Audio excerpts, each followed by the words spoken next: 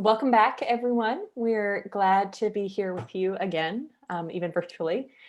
This week's lecture is on spirituality, spirituality and preaching, spirituality for preaching, spirituality of preaching. And one of the things to keep in mind as we talk about this is that a lot of the things we'll talk about today, a lot of the advice that we'll give, um, it's really the same advice you might hear for any spiritual endeavor. There are things that are more useful for preaching, but they're not necessarily particular to preaching, because of course preaching comes from being a person, and the kind of preacher you are comes from the kind of person you are. One of the things I've always kept in mind, the old English word, the idea of being a parson, the country parson, that really comes from the word for person. So it just means being able to be a whole person. A lot of what makes you a decent priest is what makes you a decent person. I think there was something in the Luke Powery Ways of the Word reading that really your life is the hardest sermon you will preach. So there's a big umbrella behind this. The thing that I really want to put out there for you all to think about is the idea that the attitude of discernment is the foundation of spiritual preaching. Discernment is really the foundation. And I have to qualify that word because I think for everybody sitting in seminary, discernment has become a very limited word in some ways. It's related to vocation. You go through a formal discernment process. But really, discernment is this broader attitude of the heart, that we're not just looking for what God wants, not looking for God's direction in our lives, but we're looking for where God is. One of the things that Martin Smith put, it was in the reading from him, was that spiritual direction assumes that God is present in all things. Hopefully we've all experienced that. God is not just in the places that we ask God to show up or that we go looking for God, but God is all over the place. And if that's the case, then we have to be about cultivating a discerning heart, to have that discipline that we really develop, that we practice and get better at over time, of having an attentiveness to see where God is. We're noting, and we're noting in a loving way, because God has already started the conversation. That's one of the foundational principles, I think, of a lot of our spiritual life. We are not reaching out looking for God. We're finally noticing that God has been reaching out looking for us all the time. And when we realize that happens, we stop and we see it and we name it. The great thing about the book of Genesis is that it has all of these very foundational stories about what it means to be human. And of course, one of the foundations about Adam is that all of these animals show up. And what does he do? He looks at them and he names them. There's something very fundamental about our human nature as naming creatures. And a lot of that noticing, sometimes it's going to be really, really big questions. Who am I? Who is God? What is goodness? What is purpose? Things like that. But sometimes it's also really noticing the small things. And you will find as you prepare sermons, just on a very practical note, it's often the very small things that can lead you in.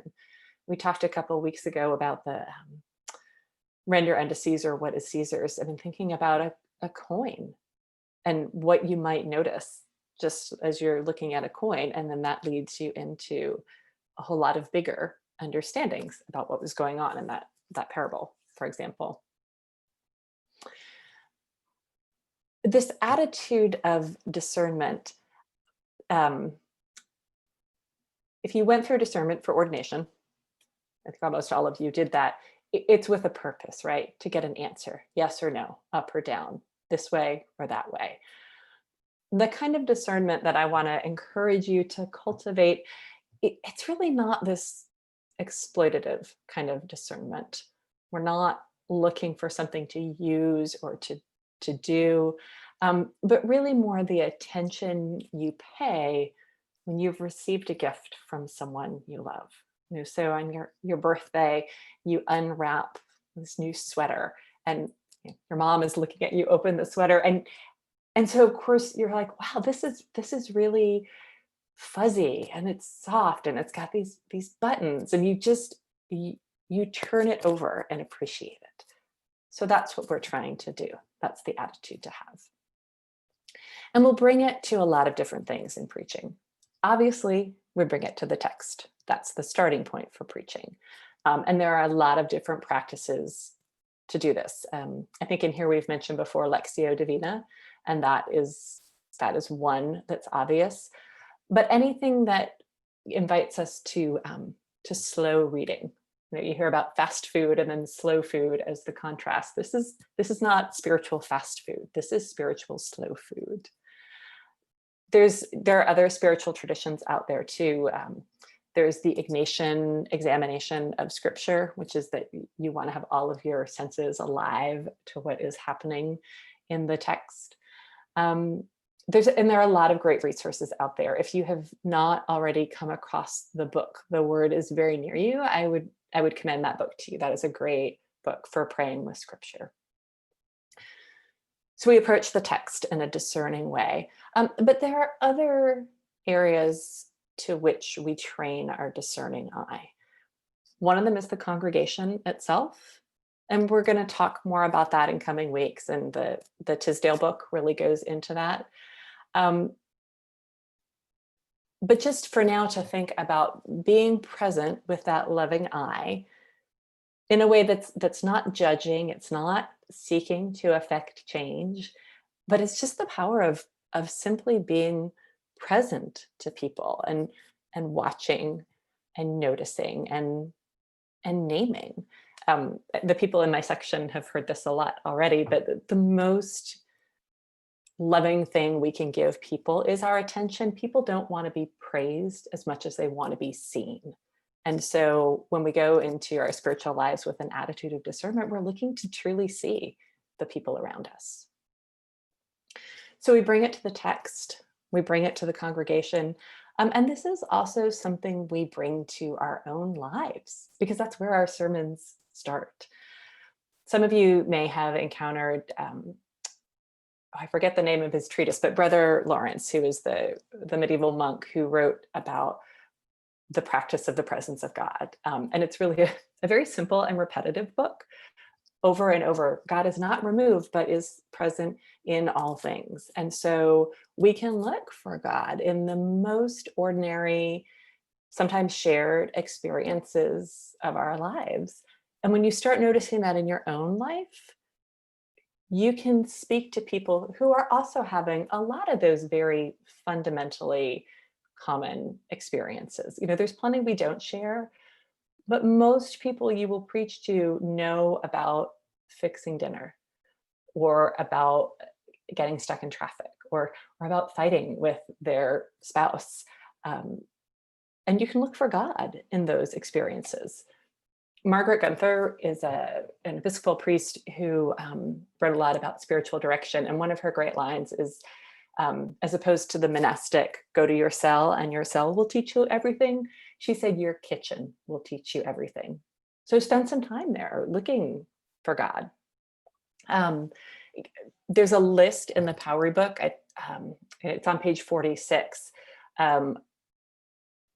Looking at your current operative theology, not what you think you should believe, but what do your actions actually reveal, looking backwards. And so what do you find when you pay that attention to your life? I don't know if anybody here knows the website Ship of Fools, and the mystery worshiper, who's like the mystery shopper who shows up at churches and sees what they're actually saying, despite what they think they're saying. It's kind of the same thing in your own life. Be the mystery worshiper. Not what I think is happening in my life, but what is actually happening in my life. And so all of this together, it leads to a little bit of a different kind of knowledge. And I think it's the difference between saying, I know about God, which is great when somebody stands up in the pulpit and says that to you, I know about God. But it's even better and more powerful when someone can say, I know God. I think you can probably hear the difference there. So discernment, when you're engaged in this kind of spiritual life, it is something that it's not like you do it and you're done, alas. It's not directive, it's cyclical. Preaching is not like the outward result of the inward prayer. Preaching itself is a part of the prayer. The written or spoken sermon is probably the response to what is happening with God inside you. But there's a whole lot of ways that you can respond, and we'll talk more about that next week.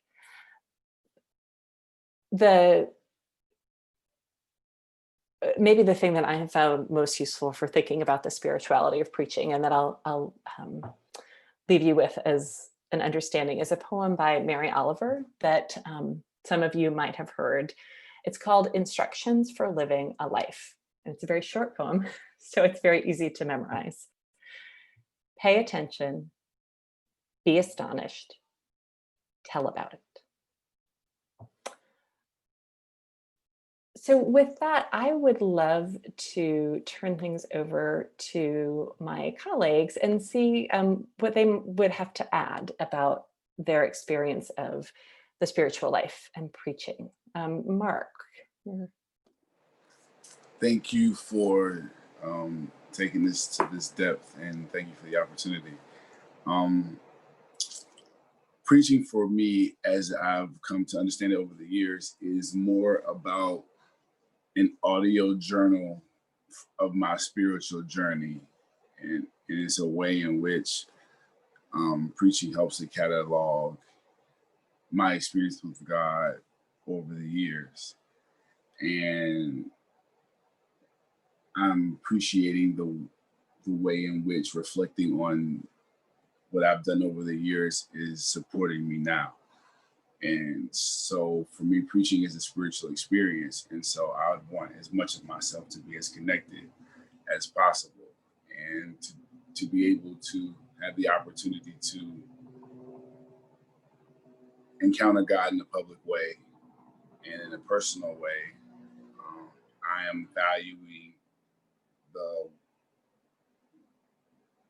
the importance of a deep spiritual life in ways I didn't quite earlier. Not that I didn't value it, but I need a particular type of spiritual life to support the type of work I do.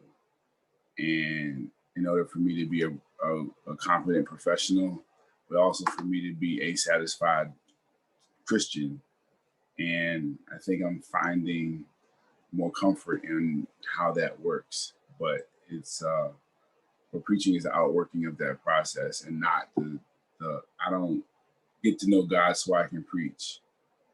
I preach out of getting to know God, which gives me something that's far more sustainable than the pressure of having to preach every week. That breaks preachers down, and in a lot of ways erodes their creativity and their spirit. So, priority.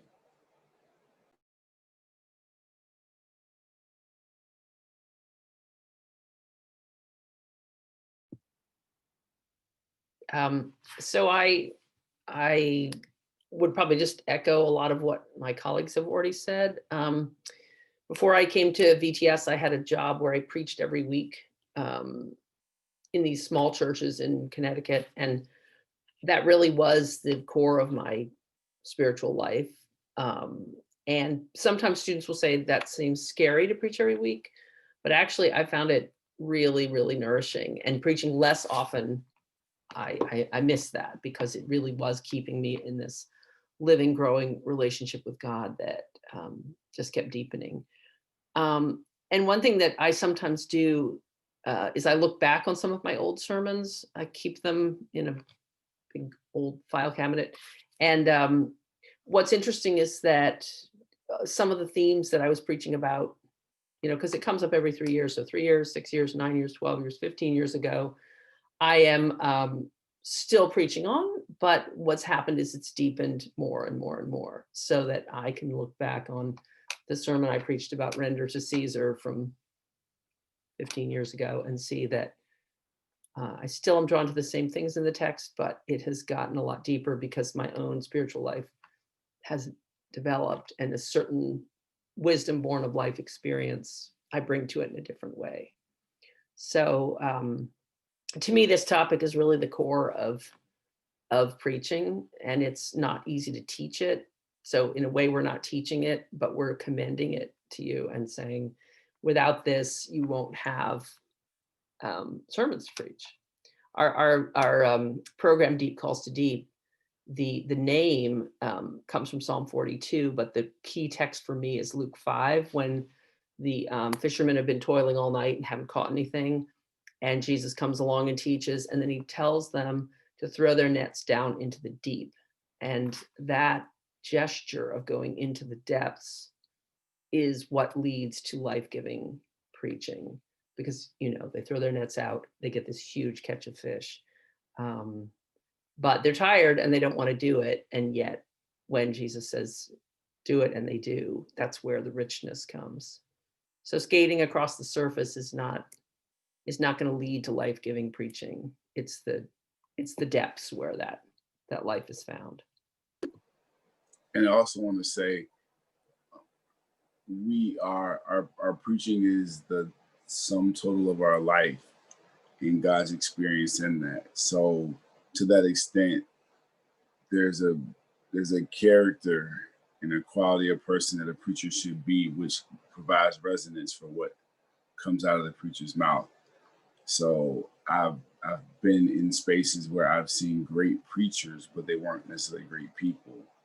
And the sermons didn't quite land because the people knew the preacher as a person, and the spiritual life practices, or the lack thereof, of how one governs themselves influences how people receive one's sermons. So just because a sermon sounds good, the transmission of it may not necessarily be the same. And then there's preachers who, they may not have all the homiletical or exegetical nuggets and tidbits, but their earnestness and quality of life, their authenticity of spirituality is such a palpable force that they don't have to say much, or what they do say has weight. So unlike other professional schools where ethics and morality, you know, it's a class, and here's a class too, but there's a particular disposition toward a quality of life and a way of being that we're trying to inculcate. And I think you can't preach past that. If you're going to preach to people that know you, they're going to know you. And so value this as central to your vocation. I also want to pick up in a small way on one thing that Ruthanna said, talking about preaching every week and how nourishing that is. One of the things that every Episcopal priest does at ordination is to take a vow to continue in the study of scriptures. And it is often very intimidating because there's this assumption that, oh, I'm going to go to work 40 or more hours a week, and then I'm supposed to come home and do Bible study. And no one does that. And there's a great deal of guilt around that, or a few people do it. I have found preaching and the preparation for preaching not to be the result of that study necessarily, but the means of that study. So know that it is a way of more deeply fulfilling the life you have vowed to take. What I'd like to do now, there's a second video, or there will be a second video, but to encourage you to take a break between the two of them, which, if you're watching these videos late at Wednesday night, perhaps will be hard to do, but just to have an exercise in pausing and appreciating God in your life and noting. And so what I'm hoping you can do is go set a timer for 10 minutes and to choose an object. It can be, if you're needing to get a twofer and get some work done on a sermon, it can be an object related to your sermon. It could be a coin, for example, or it doesn't have to be. It can just be something that is symbolic and important to you. And just to spend that 10 minutes with that object, noticing it. This is not like, centering prayer that if your mind drifts off, you have to bring it back. You can go wherever your noticings take you, but just to really pay attention and to see what God has to offer you in your noticing. So take 10 minutes, do that, and then come back and watch the second video.